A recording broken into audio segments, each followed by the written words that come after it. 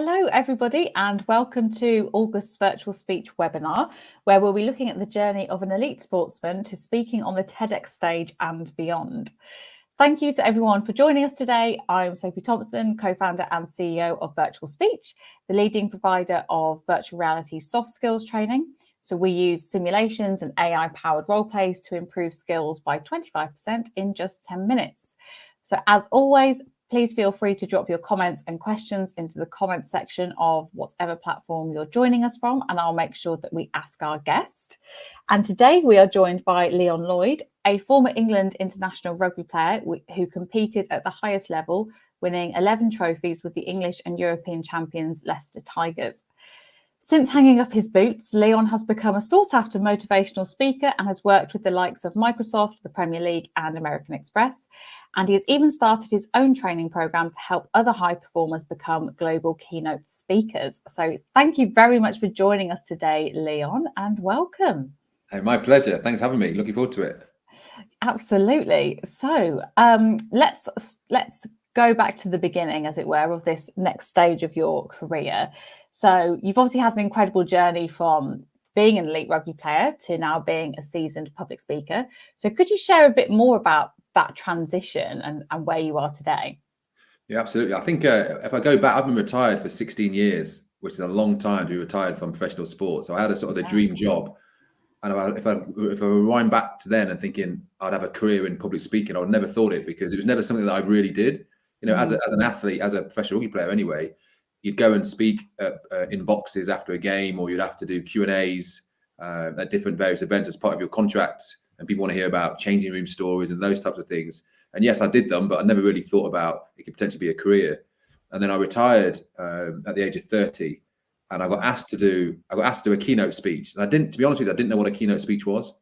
And it was my good friend of mine and teammate, Lewis Moody, a former England captain and World Cup winner. Actually, he got asked to do the keynote, and he couldn't do it because I'd retired and he was still playing and living the dream. And he said, did I want to go and step in and do this keynote? And I was like, well, I quickly Googled, what does keynote mean? And then I decided it was to stand on stage and speak for 30, 40 minutes. And I thought, no, I don't think I can do that. I actually don't think I can actually stand on stage and speak for that amount of time. And also, I didn't really know what I'd talk about for that much. I haven't got that much information in me. And I said, no, I can't do that. And he said, oh, that's a shame, because then he told me what the fee was. And I was like, okay, I can definitely do it. I definitely did it. So that forced me to go and do it. And I sort of took this leap of faith, went and stood on stage and spoke for, it was supposed to be 40 minutes. I ended up speaking for about an hour. And I think through nerves and really just carrying on talking. It's probably a lot of rubbish at the start, but that really started my journey 16 years ago. My first ever keynote was to go and stand on stage and talk about my experience as a rugby player. Wow. And so how were you feeling before that first one that you did?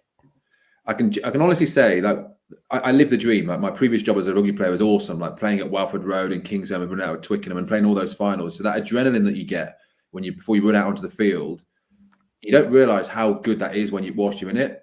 And when you're no longer in it, it's very difficult to replicate that feeling of, the nerves, knowing that you're about to run out in front of 30,000 people every week. So when I first did that, my nerves were there. The exact same. That's the feeling I had, the knot in my stomach, the nerves. What if I mess up? All the things that you think might go wrong, they were there in my head. And weirdly, I sort of craved that feeling. I craved that hype, that performance of, you've got to get it right. So that's the bit which I suppose drew me towards it. And I'm one of these people that I run towards those type of challenges. So yeah, the nervousness was definitely there, and it's still there now when I speak. But I think you need that. I think you need that. Turn that nerves, that energy into enthusiasm. Yeah, definitely. So yeah, in what ways do you think that these skills that you had from your sports career have helped you into public speaking? So are there any similarities when you used to prepare for a big match and now how you prepare for a big speech? Yeah, I think the first one is that bit I was just mentioning around that preparing that pressure, getting yourself ready for those pressure environments. In sport, every weekend it's pressure, and you're on TV in front of millions and playing in front of tens of thousands. So that pressure environment, pressure cooker, I like that, and that's an area to thrive in. But I get your great point around the bits that are transferable. I suppose attention to detail, understanding who the audience is. I go over, above and beyond, I think, what you'd expect someone to do normally, because I want to get it right. I'm really passionate around making sure I deliver, and I want to be the best at whatever I do. So if I've got an opportunity to speak for a client, I want to make sure I'm prepared really well, just like I would in a rugby match. to my opposition in a rugby match. What do they do in this part of the game, or what do they do in this area of the pitch? And I'll just do that with my audience. Who are the audience? What are they interested in? What do they want to hear from me? And I'll just do that. So that, I suppose, attention to detail is a transferable trait that I took from sport. Definitely the preparing for the pressure situation is definitely one of those. And then I suppose just reading the room, that's a good. Reading the room is important as a speaker, but also in sport as well, understanding and taking stock, pressing pause, taking a step back and looking around the environment to see what's required. Again, you don't realize that's a skill that you're developing as in sport, but it's certainly something that I can use outside of sport. Yeah, absolutely. So you recently did a TEDx talk. Congratulations. So obviously, I assume that's a big milestone. So can you walk us through that process? So, I mean, how did that talk come about? What was the initial idea? And how did you go about writing it to the final delivery as well? Yeah, so I've been speaking publicly for about 15 years and doing keynotes for about 12 years, I suppose. And TEDx is obviously the pinnacle for a speaker, and that was always on my radar of something that I would aspire to get towards. I speak to corporate audiences a lot. I sort of stopped speaking to. There's after dinner speaking, which is more telling stories and being funny, and I did some of those. I still do some of those, but I found I had a real passion for actually going in and actually, I say educating, but sort of sharing knowledge around lessons from sport to business. So for me, that TEDx was always on my radar, something to do. But I didn't really know what topic I'd talk about. I have lots of things I'm really passionate around. I'm really passionate around culture, teamwork, resilience, all those types of things that I talk about on a daily basis in organizations. So I suppose it was finding that, as Ted says, ideas worth sharing. So which parts of my content would be relatable to an audience? And now that was a really challenging part, because I had this idea I really wanted to push around high-performing teams. And I've had the privilege of playing in some high-performing teams. But the audience, in a corporate audience, that's great, because corporate audiences, they want to develop, they want to attract, they want to retain, they want to have high-performing teams. So my content relates really well to corporate audiences. However, what I found in that TEDx process was that the audiences they're not all corporate. There's going to be a real mixture of different people. So I went through having to strip back my content. This is actually once I got through the auditioning process. So you asked me, how did it start? A good friend of mine did a TEDx program. I did an MBA a couple of years back, and another person did an MBA. She did a TEDx talk, Cody, and I saw her. I didn't know she was doing one. I saw her on LinkedIn. I was like, wow, how did you do that? I didn't even know she spoke. I didn't even know she was a speaker, and she wasn't. That was the first time she'd done it. And it was a leap of faith. And she suggested I got in contact with the organization that she did and went through the process. And I didn't know what the process was. And what it is that you apply, and then I suppose I think of a funnel. They have lots and lots of people apply. And you share your idea, and they determine whether they think it's an idea worth sharing and would people be interested in it. Then you record a little video of yourself to send that in to see whether you can actually string a sentence together, I suppose. And then this whittling in process goes down, it funnels down. Then you have like face-to-face rehearsals, and then. But I like that. That's like sport. It's like a trial. You go to a trial, and if you're good enough, you get through to the next stage. If you're not, then you fall away, and you can try again later down the line. So this process took 6 months to get all the way down till narrowed it down to 9 people. And I was, thankfully, unfortunately, I was one of those 9 people with 8 other great speakers. But the real challenge for me was, as I mentioned earlier on, around I speak for a living. So you'd like to think that I would be okay, but I had to strip back my content through the great coaches that they had on that program and make it more relatable to the audience, to people who know nothing about rugby or nothing about sport, or actually don't even like rugby or don't even like sport.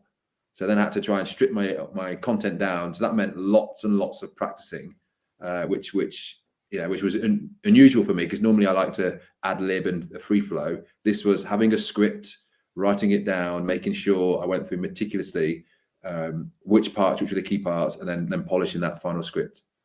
Yeah, and I love how you said that you actually quite liked the process of it. I imagine that process would put people off, like having to apply, and it's that competitive nature coming through. Yeah, there's the nerves. Yeah. So then you were selected to do the speaking. You said it was about a 6-month process. So what did you do to prepare for it?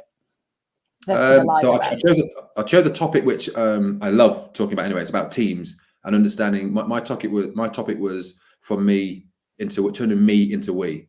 So in my rugby, I'll give you a bit of context. So I played rugby. I played out on the wing.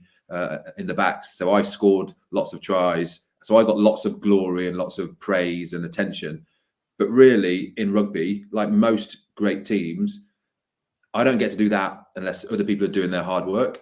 So what I wanted to do was I wanted to shine a light on my teammates to show that I only get to do that and make the headlines and be in the newspaper because other people in my team that don't get to be in the newspaper, don't get the man of the match trophies, don't get all the plaudits, are just as important, if not more important, than the people that do get those plaudits. So my challenge was really, how do I translate that experience of a high-performing team and using rugby as my example into a story within 10 minutes that people who don't play sport or don't like sport can relate to and get. So I chose that, and I chose a European Cup final, which we were very fortunate to play and win. And I highlighted a few key members in that team, and I broke that down. And I didn't even tell them that I was talking about them. So I didn't tell my teammates that I was doing it. We have an annual cricket match of all our ex Leicester Tigers players. We're called the Sabertooths, which are still tigers, just longer in the tooth. That's our catchphrase. We're all old now and all old and broken.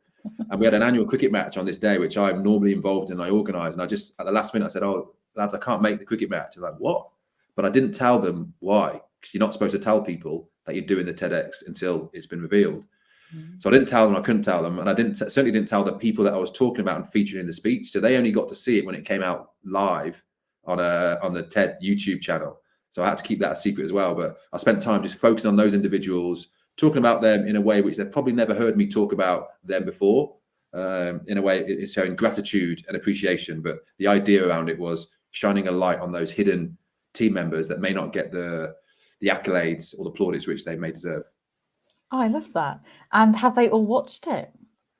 They have watched it, and in true rugby fashion, some things never grow old. I said, lads, I'm in a WhatsApp group, and I sent it on the WhatsApp group when I knew it was live, expecting some feedback. And the feedback they gave me was just on the colour of my jumper. I wore a pink jumper, and the feedback I noticed that, and I liked it. So the only constructive feedback I got was, did you get dressed in the dark? Which was typical of my teammates. But yeah, so I've had some private messages saying that they enjoyed it, and it relates to what I really liked was, yes, it was important that my teammates saw it and enjoyed it, but also the wider non-rugby, non-sporting world also saw it and could relate to it. That was really what I was trying to get, and I think I accomplished that. So I'm really proud of it. We'll make sure we put a link to it actually in the notes on YouTube, where we put the video up so people can have a look at it too. So did you feel nervous doing that talk? Yes. I'm not gonna lie, I could easily sit here and say no, it's either walk in the park, but yeah, I did feel nervous because it's you've got to write a script, then you've got to practice. And I suppose this is where virtual speech, and this is where the VR element came in for me, which was a game changer for me. So for those 6 months of training, we'd meet up once a month, and then in between that we'd be set little tasks to do, practice speaking to a phone. And I do this anyway because I have a speaker trainer business, so I understand the whole process. But the way I did it for myself on a topic which I talk about all the time was challenging, because I wrote it down, and I had to stay with time. And it's harder to, when you're speaking, a keynote would be like 40 minutes. This was 10 minutes or less. And I suppose if you see the actual TEDx talk, it's actually 12 minutes. I went over and over. They allowed me to go over because I put a video clip in there. So it was actually stripping out the stuff which was not relevant, and which makes you've got to really focus on your content to do that, and make sure you pick the really important parts. So I practiced and I rehearsed all the time, standing to a mirror, recording on my phone, in the VR headset, all those things. So by the time I got to the day, which just happened to be the day that England played in their final, is on that day. So the pressure was building up, and I put pressure on myself as well, because I say it's part of my day job, and we train people as well to do it. So I put extra added pressure on me. Wow. Okay. So how did you handle the nerves on the day? Do you have any routines? Because I know you can do things like the power pose, for example. I know some people use sound, and they'll listen to a certain song before they go on and do high adrenaline things. Is there anything like that you do? Yes, I have a simple thing in my head where again, from sport, I try and translate everything that I've been playing sport for 15 years. We used to have the motto, you don't practice till you get it right, and then stop. You keep practicing and practicing until you can't get it wrong. So I was practicing and practicing and practicing. Even when I got it right and I felt like I nailed it, I didn't stop practicing. I carried on practicing, even up to the point of, so I spoke last out of our 9 speakers, and I was on at 9:30 because the late football kickoff. So by that stage, the audience had listened to 8 amazing speakers already. So there's a fear that they may be, they're out, they're exhausted already. So I went on there. So in my head, I was thinking about, this is the first time, although I've said this story lots and lots, hundreds of times, this is the first time the audience are going to hear it. So I had to prepare like it was the first time that I was delivering it to them. And I do a breathing technique on our program. We have a speaker training program, and we use the Wim Hof methodology. So I don't know if you're familiar with Wim Hof, the ice man that goes underwater. So we use that and the breathing to help to slow your heart rate down, to help you control. It's very difficult to replicate going on stage and speaking in front of a live audience, especially in something as big as TEDx and stepping onto that big red circle. So when you get into a bath full of ice, that's as close as I can get to it. That feeling, that fear, that shock, and your heart rate goes really quickly. So learning how to slow your heart rate down before you even say that first word is really important to getting off on the front foot. So I do quite a lot of breathing practicing sessions as before I got to that point, so that when I stepped on there, I knew I'd done the work already, because I'd practiced and practiced and practiced. Actually, how do I start as I mean to go on? Great advice. So we already had a few questions come in actually when we had the sign-ups, and a lot of those questions were around confidence and nerves. So the next couple of questions are going to be focused around that really. So for beginners, so if you go back to when you first did that first keynote, what advice would you give to people who are just starting out with public speaking, whether that's a career doing keynotes, or if that's just in a formal workplace setting? Yeah, so I think there's a thing called glossophobia, which is a fear of public speaking. And if you look at that, there are lots of reasons why people have a fear of public speaking, because they might not want to embarrass themselves, or there's an element of imposter syndrome. What I always say to people and delegates that come through our program is stick to what you know and what you're an expert in. And we were all experts in our own experience, in our own life. No one knows our life better than us. So if you stick to your experiences and talk about the things that you, as a way of practicing, the things that you've gone, the lens through which you see the world, and you can talk about that, then the confidence will come.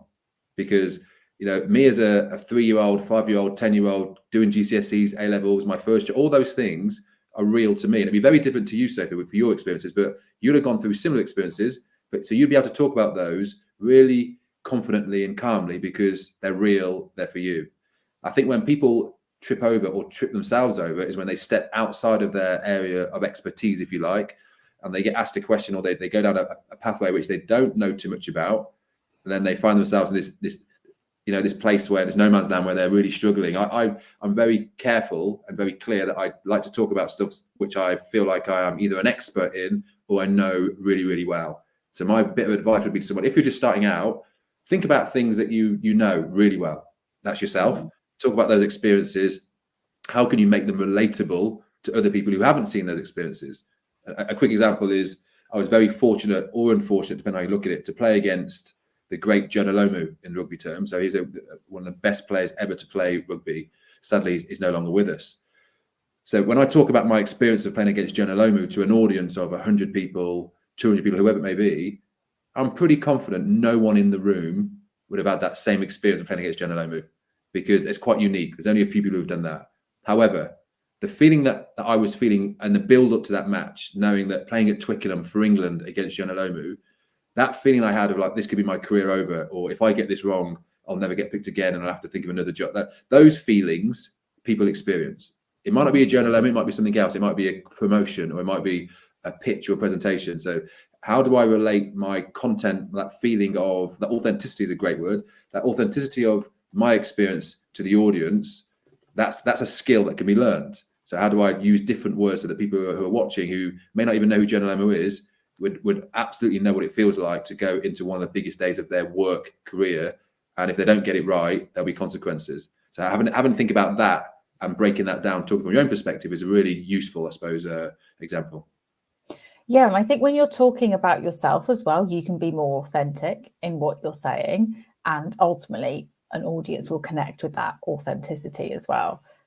Yeah, we can all identify. I think it's very obvious to spot somebody who's not very authentic when they're speaking, and also that there's an element of vulnerability. That again, another great word which I use a lot, because no one's perfect. I'm not a perfect, there is no perfect speaker. People make mistakes. I make mistakes all the time, but I don't try and hide behind it. I'm very open and honest. I think people as a speaker, when you're on stage, people want you to succeed. Now, if you have that in your mind, people don't want you to fail or fall flat on your face. Inside, you might be thinking, what if I fall over? What if I fall flat on my face? But the people genuinely, because they know how difficult it is to stand up and hold a room, they want you to succeed. So just by flipping that around and reframing it, knowing that you've got a room full of people who want to see you succeed, can change your mindset around going out there and absolutely smashing it, or going out there and just sort of stumbling through it. I think that's important to recognize as well.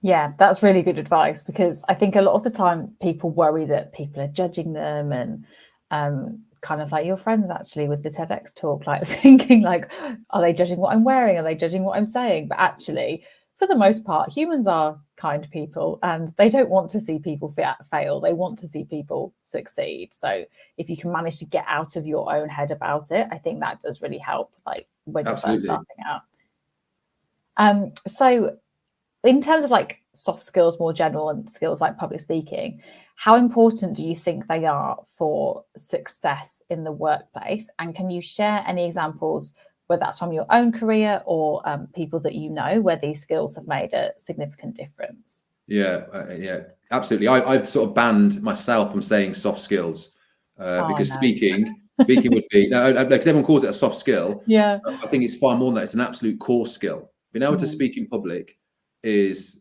there's a reason why 87% of people have a fear of public speaking. It's hard, right? So when people can do it, it's not a soft skill. It's actually a really important core skill, and the more we can encourage people to do that, is better. So I work in elite career transition. So I help athletes and members of the military to transition out of their previous world of high performance into the real world, and without realizing it, those two audiences generally are quite good at speaking in public because they're under pressure. They understand about effective and ineffective communication, but they don't realize they've learned that skill. So I'd have to shine a light and say, look, this is a really good, not everyone can stand up in a room and hold a room and give across, important information in a time sensitive manner and be really direct and to the point, and understanding, having empathy and understanding, your own, having emotional intelligence to understand how that's going to be received. That is such a huge skill. So we call those, those transferable as a soft skill, but especially because the business I'm in, I try and bang the drum and say it's actually a core skill. If you can do that, having that on your CV, or when I speak to somebody, especially young people nowadays, I have a son and two daughters, and I really want my two daughters to feel confident in speaking to adults. Because I notice it, if I'm around and I see young people around and they come and speak,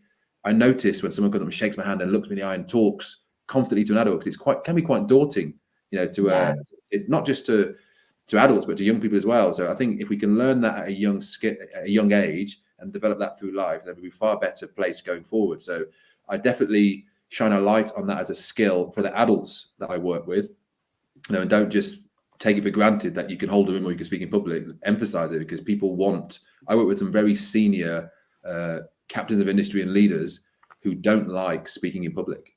They've got to the top of their game in their industry or their sector because they're really good at their job. But if they didn't have to speak publicly or present, they'd enjoy it far more. So, but again, the good thing is public speaking is a skill that can be learned. No one's born a great speaker. It comes through practice and learning, and learning from your mistakes and learning from other people's mistakes. So that's the good news. Yeah, 100%. And yeah, I also don't like the term soft skills. I've heard things like power skills before as well, but I also like core skills. Good, yeah. Because they are rare as well, and it really does set you apart. So when you talk about your daughters, if they are able to do that as they grow up, then that actually really will set them apart, because people will remember that skill, especially with like younger generations struggling more with that kind of thing. So let's talk about your training program. So you started Bespoke Elite Speaker Training. B.E.S.T, I think is what you shorten it to. So yeah, could you tell us more about that? Like, what does that program look like? Yeah, myself and Paul McVeigh. He's from a different sport. He played for the round ball, football background. He played for Spurs and Norwich. So we had very different. We sort of played sport. Very fortunate to play sport as our careers. Similar age, retired around the same time, and went into speaking purely coincidentally. We didn't know each other until like 4 or 5 years ago, and we had very different routes into speaking. So as I mentioned before, I had my first speaking opportunity when I just retired, and I went through and I learned as I went through. So I fell over a lot. So I'd go and speak and get it wrong and be embarrassed and, you know, make lots of mistakes, but I kept dusting myself up and kept going and learning a very slow way of doing it. Whereas Paul, he went off to America, went on a course, paid a lot of money to go on a speaker training program, and had a week intense course where he learned all the skills of being a speaker. So in that 1 week, he had a really sharp learning curve where I took 10 years of learning and sort of crafting my my speech, if you like. So we came together, we met on a corporate governance, not a very sexy course, a corporate governance program course, which we met on. And we realized we both had a passion for speaking. We came together and developed B.E.S.T, as you said, Bespoke speaker training for other people who have got great stories to share, but either had a fear of speaking in public or didn't know how to get their message out there. And these are not just people who want to have a career in public speaking. These are people who maybe want to use it to improve their actual career and career progression, because public speaking absolutely will help you get further the career ladder. So we designed this program combining Paul's experience of that really intense week residential he had and my 10 years of learning as I went along. And we created a 12-month program, which starts with a 5-day residential. And we've got a framework, which is SPEAK, which works well. So SPEAK is S is for storytelling, P is for performance, E is emotion, A is audience, and K is knowledge. And each day would spend a full day on masterclasses, and best-in-class people would come in and deliver and teach people how to learn about storytelling.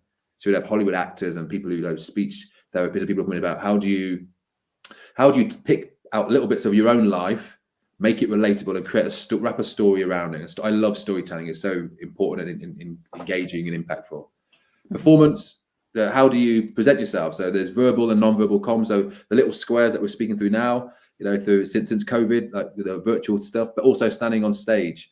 And how do you, when you step over that line, what persona do you adopt when you step over that line and when you step back off that line? And we work with, you know, amazing actors and actresses who've been on West End and Les Mis and everything else. They come and actually help us step out and with that confidence, bring that to the front. And then emotion is about how do you use humor and tragedy in your story, so that, you know, when you tell a story, it's not like just flat. You know, how do you move it up and down and take the audience with you and have them like just changing the volume of your voice just to make people lean in, and all those things, which are really important. And A is audience, obviously understanding your audience, doing your due diligence on them so you know what they want. It would be naive to think when you go and deliver to 100 people that all 100 people are going to listen and walk out there and do something different with their life and act more positive from what you said, because some people won't do that, they'll switch off. But how do you put yourself in the best position so that a high percentage of that audience you're actually interacting with and you're making it relatable to them? So we spend a lot of time on that. And then K is knowledge. How do you position yourself as a thought leader in your space? So if your area is, and mine's on culture, resilience and leadership, that's what I'm really passionate about. How do I stick within my lane and learn more about that and add some theory or whatever I need to do to make sure my content I can bring to life? So that was our program we started during COVID, 4 years ago now, which seems like a long time ago. And we've developed it and we've had some amazing high achievers on that program who've come through. We've gone on, again, some because they wanted to have a career in public speaking, but some wanted it as a side hustle in addition to what they're already doing. But then others just because they wanted to be better at speaking in public. So, you know, it depended on what the objectives were, but we sort of catered for those, and we've sort of developed that into an e-learning module or a shorter sort of corporate training module as well. Brilliant. And I agree that the ability to be able to present and to speak in public, it unlocks so many doors, whether that's like having your own business or working in like a more traditional, like formal business. It unlocks so many doors and so much opportunities for people. So what tools or like emerging methods do you use to help people on the B.E.S.T program? So I know you mentioned that you use Wim Hof, for example. You've used VirtualSpeech. So, I mean, can you tell us either more about them or anything else you use? Yeah, so we're very strong. We know it's a proven methodology with our Speak framework. It's great. We've had great feedback, but we're always adapting to what other people want and how people like to learn. Right? People learn in different ways. Some people like to, listen. Some people like to get up and actually practice. So that's why I found the Wim Hof is really good for us, because that is the foundation that helps us with our breathing, our slowing our heart rate down, and helps with our confidence, helps everyone with their confidence. So that is a part, a fundamental part of our program. Having people can breathe and start and get their words out correctly. The virtual speech part was relatively new to me, because I was thinking, how do I keep improving? Like, we're called B.E.S.T. So if you're the best, how do you keep being the best? And I found when we were doing our program, I was thinking, if only there was a product out there that could do something with how you could practice. How do you replicate standing on stage? And what we did, as I said before, we was like stepping into a bath full of ice. Because otherwise, how do you replicate practicing on stage in front of people when there's not really a stage in front of people? And then I stumbled upon virtual speech, and I thought, oh my goodness, I didn't even know this existed. I didn't know it was even possible. I'm a bit of a technophobe. And then I tried it, and I realized I could actually create, by putting that mask on, I could create that same anxiety is a word, like the anxiety that you have before when you're looking around. And also, for those people who, I'm sure people who are listening now are familiar with the program, but for those who are not familiar with it, you can actually create that. You can hear your heartbeat going, and you can hear someone's phone going off, or you can hear someone coughing, all those little bits which actually happen in real life and might throw you in real life. You can actually practice it in your kitchen at home. And so what I've done is I've embedded that virtual reality part into our training. So yes, you can't take away from the face-to-face contact and the actual masterclass. We've got some best-in-class deliverers who are the top of their game, and they are brilliant. But then when people go away from our program, you get the high and the rush of having all these amazing sessions with these amazing people, but then you drop down because life gets in the way and you go back to your job and everything else. So what the VR element enables us to do is get them up there first at that high, and then when they leave and go home, then we present them with a program that they go away and work on, and we can join in, we can link in through that product, and actually they can practice with that same pressure. But there's no pressure, because you take the goggles off. It's really weird. You take them off and you actually sat in your lounge, which is weird. But actually to create that I did that for my TED. I had them on the whole time. I recorded it. I watched back all of the times, the filler words. That's a real big thing. How many times you say and I watch it, and it actually tells you those things. So having a technology, the way the world's going, and the way technology is going, that technology will help you stop those things, or your eye contact just only makes you a better communicator. So that layered on top of what we already do, which I'm slightly biased, I think is amazing anyway, but that layered on just actually makes us even better than what we were before. Yeah, because you can maintain that momentum. As you say, you can have the high of learning from all these world-class people, but then you can maintain the momentum afterwards as well, rather than doing the program and then a year later you have to go back and do it again because you've forgotten it. That excitement. You've forgotten it. Yeah, absolutely. Yeah, exactly. So you mentioned before about the sorts of clients that you work with. So basically high performance people, whether that's in the workplace, military, sports. What's the biggest transformation that you have seen? Obviously, you don't need to name names, but just in terms of like a general story, what's the biggest transformation that you've seen with your clients? Yeah, so I'm very fortunate. I work with an organization called Common Purpose and American Express on their leadership program, the Leadership Academy. And that's where it's an amazing program where it's for not-for-profit leaders. And they'll fly in 60 leaders from around the world who are, C-suite execs. And I run a small part of that program. The program is huge, and it delves into all different areas, but I run the storytelling element because it's so important. For senior leaders, it is so important to be able to lead, but also make what you'll get your messaging across, tell your stories in an impactful way. So how do you make your team better, or how do you make your team a team?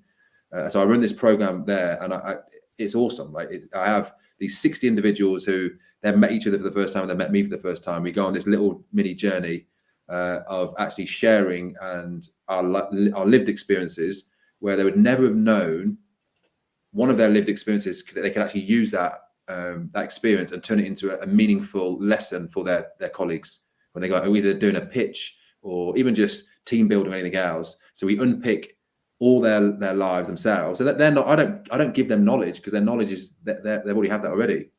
All I do is help them shine a light on those bits which are relatable to an audience, whatever audience they wanted to go on. So for me, that's really impactful, and I see that by I go on the program, and we did the last one was in July, and I read all of the comments that have gone off and done since that program on LinkedIn, how they're pitching. Someone spoke at an embassy, and they were so nervous beforehand, but they slowed down their breathing before they went on. They remembered the speak framework, and just hearing that for me is awesome, because these people are already good at their job. They're leading big organizations, and just by having to help them, to impact them even in a very small way, give them that confidence from that time together, it makes me realize that what we do at Best is definitely worthwhile, but also can be very impactful as well.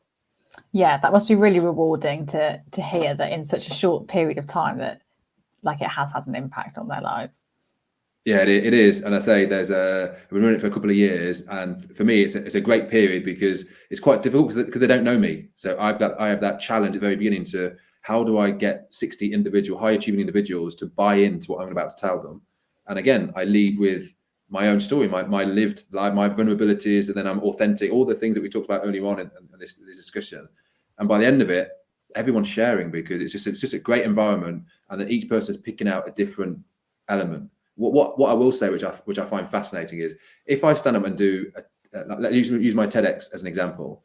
If I stood up in front of 100 people and delivered my TEDx talk, and then a year later I did the exact same TEDx talk word for word to the exact same 100 people, that audience, each individual member would take away something different from that speech, because life gets in the way. And something may happen before you come in and listen to someone speak. So you may have had an argument, or you may have been cut up in a car, or in a bit of road rage, or whatever may happen. So your mindset is slightly different. So when you go in there, you'll pick up on another element of what that particular speaker was talking about. So I may want to impart some key takeaways for the audience, but depending on but it's never about me really. As a speaker, it's never about you as a speaker. It's always about your audience. So I may want to impart 3 key takeaways, but they may pick up on something else because that's relatable to them. And I think that as a that's what I learned from that program with the 60 C-suite execs, is because I go on there with some key objectives, but then the feedback I get is, oh, I remember this part. And I'm thinking, that's great that you do. That wasn't even part of one of my objectives. That's something else. So I might have to sort of highlight that a bit more going forward. So you just never know what's going on in people's minds as they approach it. Yeah. And I can imagine it's also different based on where they're at in their lives. Almost like a silly example is if I'm thinking of friends and they're going through something with in a relationship, and no matter how many times you tell your friend you should just end this is no good, you can tell them for months and they won't listen until they're ready to listen, and then they'll act on it. So it's a similar thing with a kind of more timing, right? It's absolute timing. Yeah. And with the best one in the world, you're trying to deliver something which is meaningful. And if they're ready to listen and it relates, then they will listen and relate. But I've also had people who, when I've spoken before, they'll contact me months later and they'll say, now I know what you meant. I wanted to be really impactful to remember then, but something's happened months and months later where they've gone, now I know what you meant. That's also really nice. When you get someone followed up months and months later down the line, that they've actually remembered something, because it's very easy to forget things as well. When there's so much, we're always receiving information all the time. So if people are remembering things, that's important. Yeah, absolutely. Right, I will go to some audience questions now. Let me just open up my screen a bit. So some questions we had before. So we had quite a few around confidence. So so Ms. Sewell says, I'm not an introvert, but I buckle up when I have to present. Similar comments around how can an introvert gain confidence to speak in public. What's your top tip there? One top tip. Yeah, again, I'll go back to my what are you an expert in? And that's yourself. So introverts, there's a superpower. Being an introvert, it has a superpower. And knowing yourself better than anybody else is making it relatable. People deal with people. You can have the best business in the world, but generally, all things being equal, people like to work with people. Yeah. And if you can get your personality across, then you're winning straight away, because people want you to succeed. So in that first, how you land and how you start is really important. We always say, 90% of your audience will decide within 90 seconds whether you are worth listening to. So that's quite a lot of pressure to put yourself when you're walking onto that stage. Before you even said a word, your audience is already making up their mind based on how you look, how you walk, how you sound. Before you even said your first opening line, people already, that's how we were judging. That's what we do. People judge. So getting that bit right to start off with, how do you want to be perceived at the very beginning? That presentation is really important. You can help yourself out massively. Do you come across as somebody who's confident and shoulders back and walk out there? Or if you're walking in with your sort of shoulders hunched because you are nervous, pretty much everyone's nervous when they walk onto a stage, but you might not be able to see it. So that's the performance part of that framework. So how do you walk on so you're confident? And straight away people go, oh, they're confident, and they'll perceive it very differently. So if you can practice being confident, even if you're not confident, that's a great skill. Practice being confident even when you're not confident, and just, think of what's the worst that could happen. Your content, always have your go-to, and then your go-to is yourself, a story about yourself, then you'll be fine. Yeah, fake it till you make it. Yeah. And also, I think when you walk out onto a stage, if you walk out and you visibly look like you're nervous, it makes the audience feel a bit nervous too. Whereas if you come out confident, they can almost relax a bit as well, because they feel more confident in you as well. So yeah, that's good advice. So Kenneth Yaboa has asked, did you ever experience stage fright or anxiety before you mastered public speaking? Oh, good question. Yes. Yeah. And even now, if I don't feel like I'm prepared, what I like to control the controllables. Again, for my sport, you asked me things that transfer across. Control the controllables. I can control how I perform. I can't control the weather or how the opposition perform, or the referee from a sporting perspective. I control my performance, how I approach it. So speaking, what can I control? I can control how I'm dressed. I can control how I walk onto the stage, like your point, Sophie, around how do I start. I can control the content that I've got. So there's a lot of things there which I'm in control of. So yeah, and I think if you're in control of those things, you can reduce that anxiety by understanding that of the 10 things that might go wrong, I'm in control of 8 or 9 of them. Then great, straight away you're winning. So just being in control, understanding that if you know your content inside out, practice, and then the better you get. What I realize is I have a framework that I work through when I talk, and the more that you talk, you can actually go off piste, knowing that framework you can come back on piste because you know your content inside out. Rather than going off, then you're thinking, which way am I going next? And you go off somewhere else. Then before you know it, you're all the way over here, and you're not even talking about the stuff you thought you were going to be talking about. But you don't need to do that at the beginning. Just pick a content, pick a little vignette, little story, practice that story, and you'll realize that will spark off something else for you or for your audience. And then that can go somewhere else, but knowing that you can always bring it back around, that close that loop of your talking. Yeah, that's definitely something I personally need to improve on. I think if you spoke to any one of my friends, they'd tell you that I'll start a story and then I'll go into 10 different sub stories. I could do with some help there. Just other questions. So Reynaldo Infante asks, what's the best advice that you received at the start of your journey? Yeah, so again, a great question. So one of my teammates, I'm not going to give his name away because he always he loves the credit for it.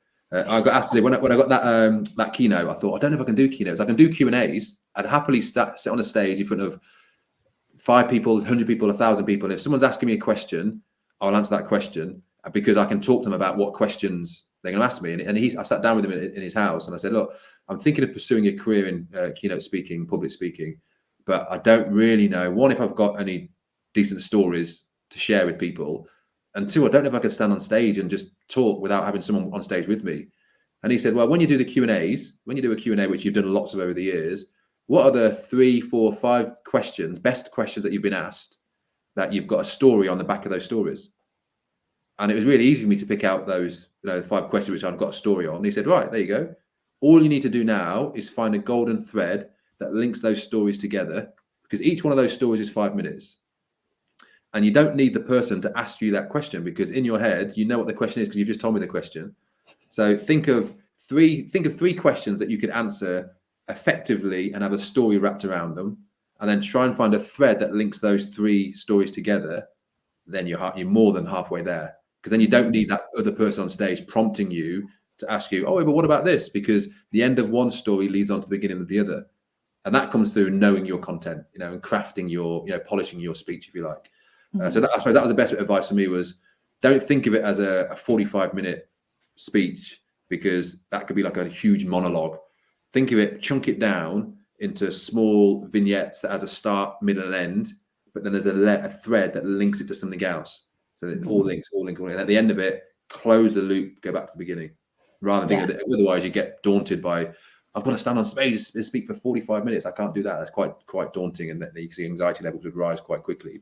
Chunk it down, like in sport, chunk it down, and then attack each piece separately. Mm-hmm. As you were talking, actually, it's interesting that because of your background in sport, that you found like Q&As much easier than like, say, a longer talk or presentation, because we quite often with our customers, people really struggle with the Q&A because they struggle with that unexpected, like they don't know what's going to come. So like in virtual speech, we have a feature where you can have the questions because of that. So it's really interesting to hear that because of your background, you actually in a way started in the reverse, and actually you were comfortable answering questions, and it was actually developing the presentation and or the keynote that was the most difficult. So yeah, that was interesting. Okay, so if you reminded me of a part of I don't know if it's a new feature on virtual speech, but when I was practicing the TEDx with the mask on, and I switched on the function where you can take audience participation. So I'm there talking about the importance of team and how, you know, it's not about me, it's about we. And then an audience member stood up and said, like through AI, was saying, but is it really about the team? Aren't what you're really trying to say? Isn't it really about you? And I'm hearing this coming in. I'm trying to talk, and I've heard this the comment come from the audience. I'm thinking, ooh. So half of my brain's thinking, I need to respond to that. The other half of my brain's thinking, continue with your speech, because that's what happens in the real world when you're speaking. Someone may heckle or say something out, but I thought that helped me think about what if someone says that to me, how do I respond? So I wasn't functioning properly because half my brain was thinking, I've heard that comment over there. I do need to go back to that comment, but don't go off piece. Keep talking. And I was able to circle back around. So again, that's using technology to prepare you for. If someone asked me that in the real world, I don't know how I would have responded to that straight off the bat straight away. But now that ability to get fielded those questions whilst you're talking prepares you for, you say, all eventualities. Mm-hmm.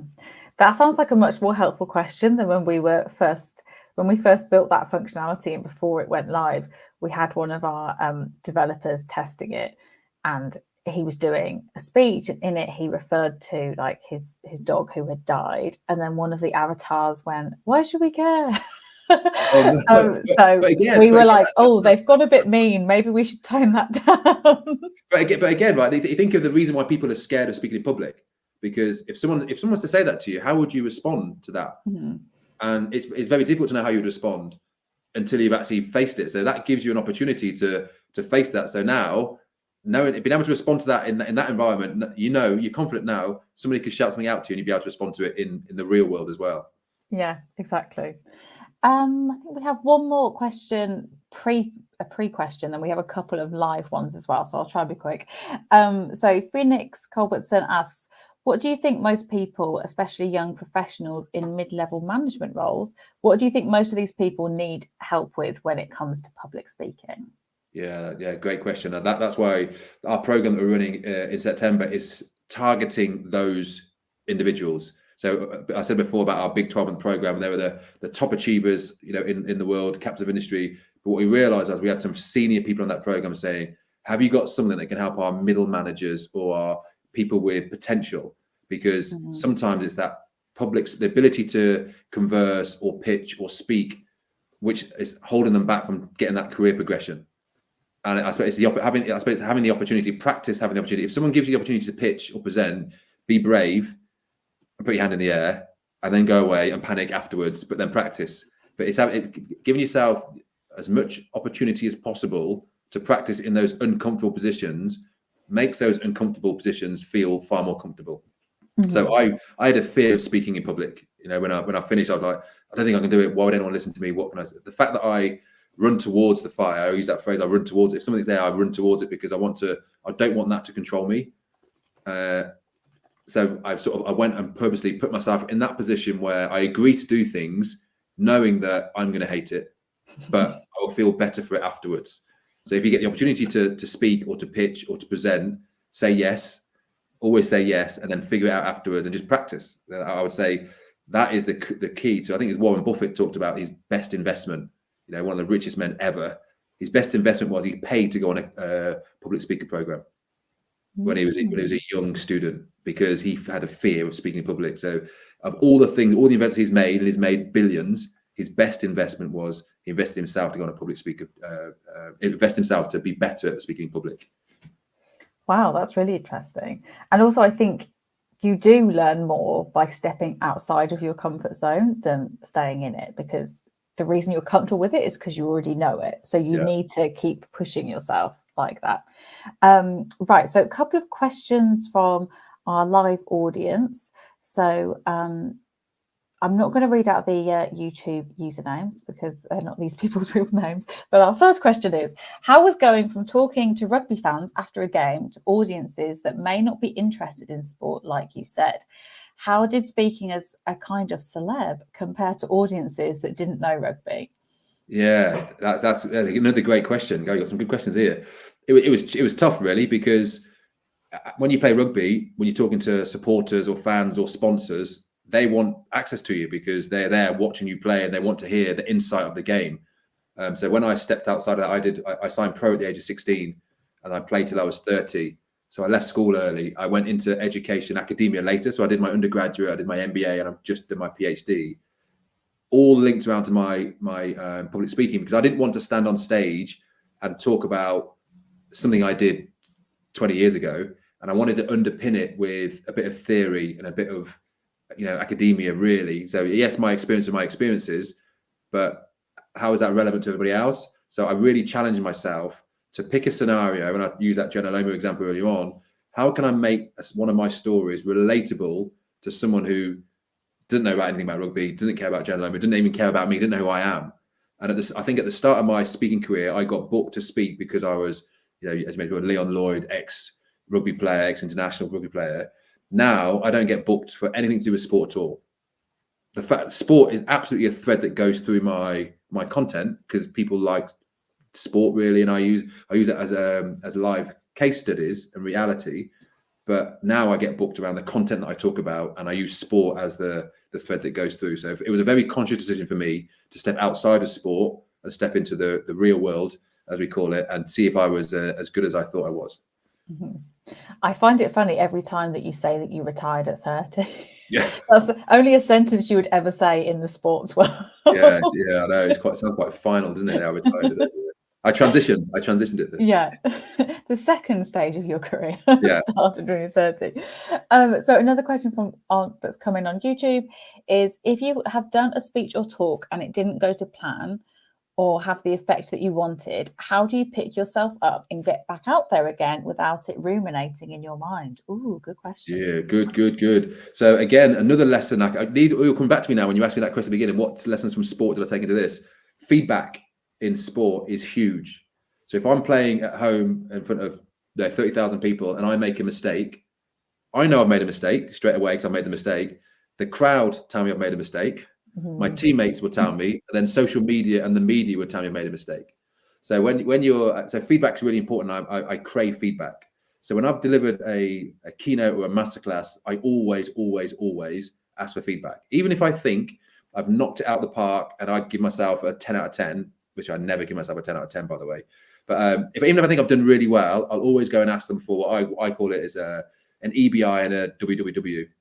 So WWW means what went well. So tell me from the speech, I'd go back to the person who's booked me, what went well from your perspective. It might be very different to what I felt went well.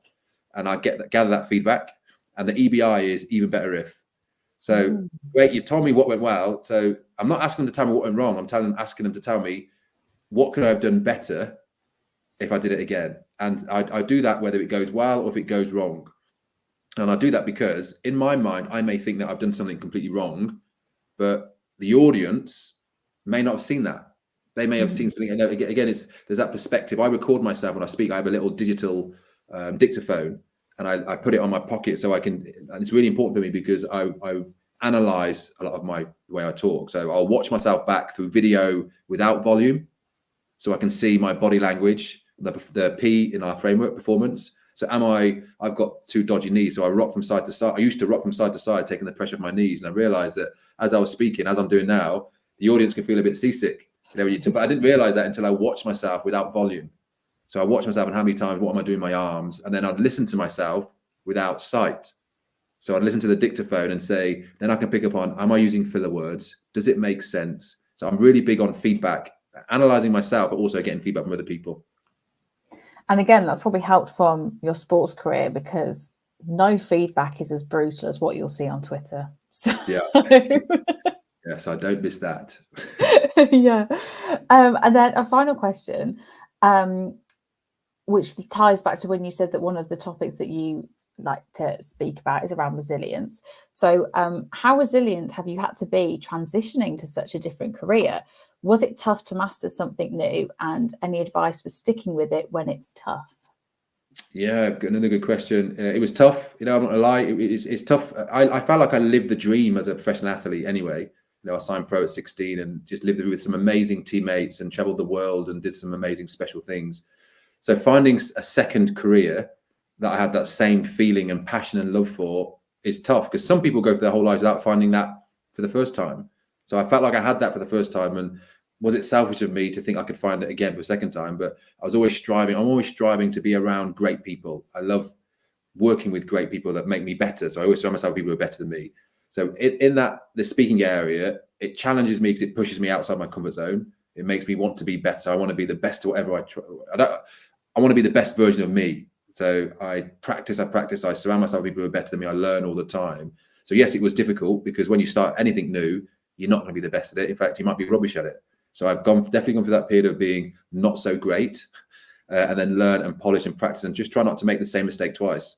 We all, like again, in sport, you're allowed to make a mistake, but if you continue to make the same mistake, then you're the fool, really. So yes, I make mistakes. And if I'm not making mistakes, I'm not really pushing myself, but I also don't want to make the same mistake twice. And that, I think, that will keep helping me strive to be better. And whatever area I go into, feedback will be key in everything I do, and always just keep trying to push myself out of my comfort zone so that I always feel uncomfortable.